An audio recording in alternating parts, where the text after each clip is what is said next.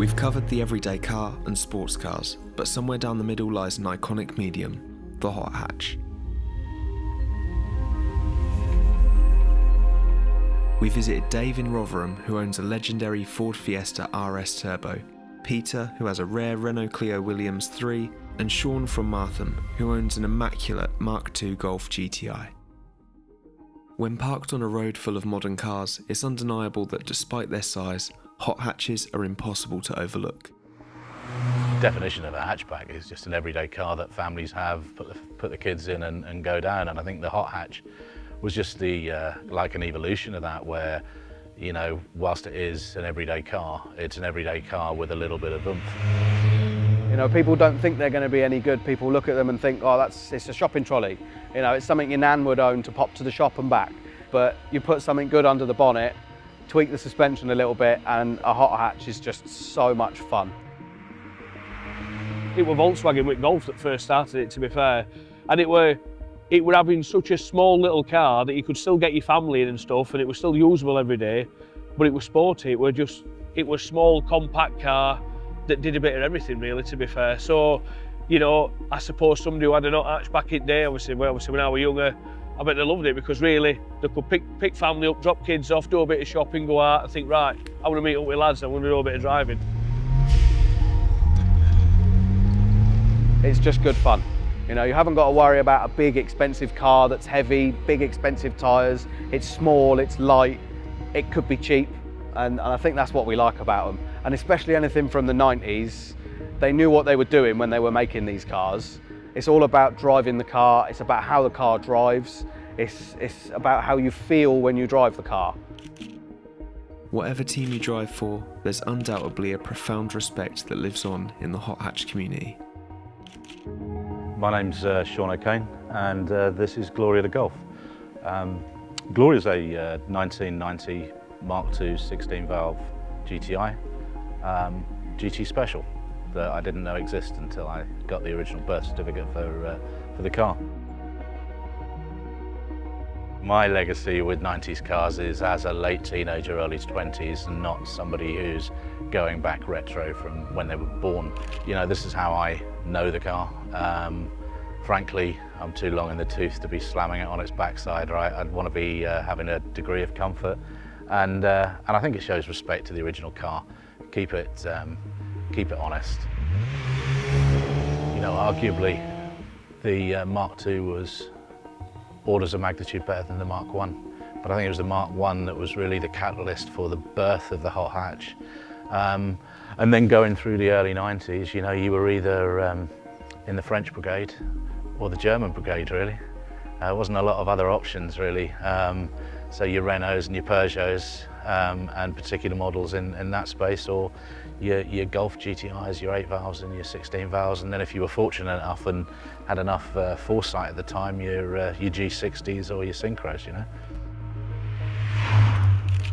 I mean, in terms of what it brings to life, I mean, it's a luxury. I don't need it, but it allows you to reminisce the times when you were less grey, less bald, to times when you had fun. She doesn't do many wet miles, but takes us up the North Norfolk coast for a pint, you know, and that's the kind of thing we like to do on a sunny day. There's no ABS, there's no traction control and stuff like that, so it's very much more a direct driving experience than you know, maybe some of the other modern cars that typically have more capability than the driver.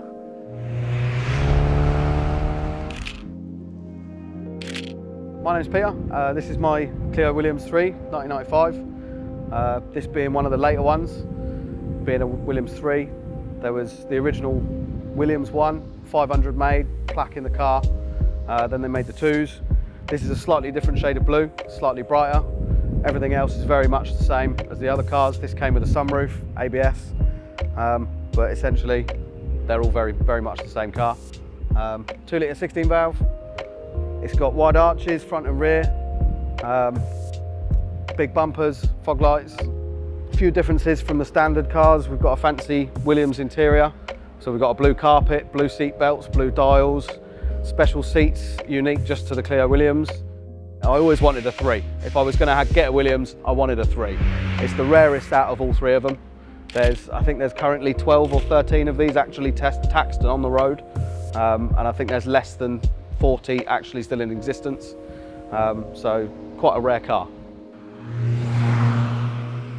I remember my first drive in this after I'd spent a lot of time and a lot of money rebuilding it, and the first time I drove it I just thought, oh, it was so nice to drive, and you're connected with the car. You have to drive the car. They're small, nimble, fast and unexpected.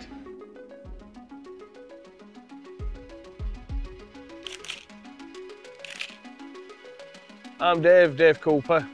This is my 1991 Fiesta RS Turbo, and I'm from Sheffield.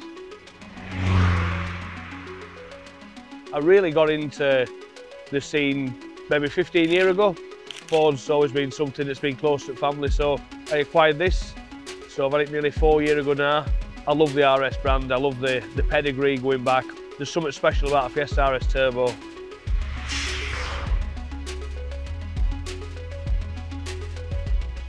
I mean, back in there, obviously I get goosebumps talking about it. You've got Renault 5 turbos, the Peugeot 205 GTI, this, Uno turbos. I mean, it were an era that were just special. And now, obviously, I'm a little bit older, couldn't afford one back in there, but every time I get inside it and drive it, I'm just like, it's just, I fall in love with it every time. It's a cool, cool car. You get in an old car, you start it up, you feel the vibrations, you feel everything through the steering. You are driving the car, you feel part of the car. Your own car become one. I know it sounds a bit obviously cheesy, but it's true, do you know what I mean? It's like slipping on a pair of trainers. Going back to 80s and 90s, there were cars, they were not, you know, you didn't plug them in, there's all these electric USB-D ports and all this other sort of stuff. It were you, put some petrol in, and it were a car, and you drove, and you enjoyed it.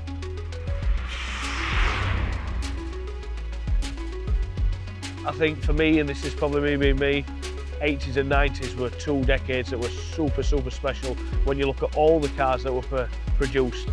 Even with Ferraris, Porsches, rally cars, you could go on and go on and go on. You name me another decade where there's more cars that's more special than the 90s. I don't think you'll find one. We all know or knew someone who had a love for their hot hatch. Let us know in the comments below who that person is, or is it yourself? Stay tuned for episode 4, Loud and Rowdy.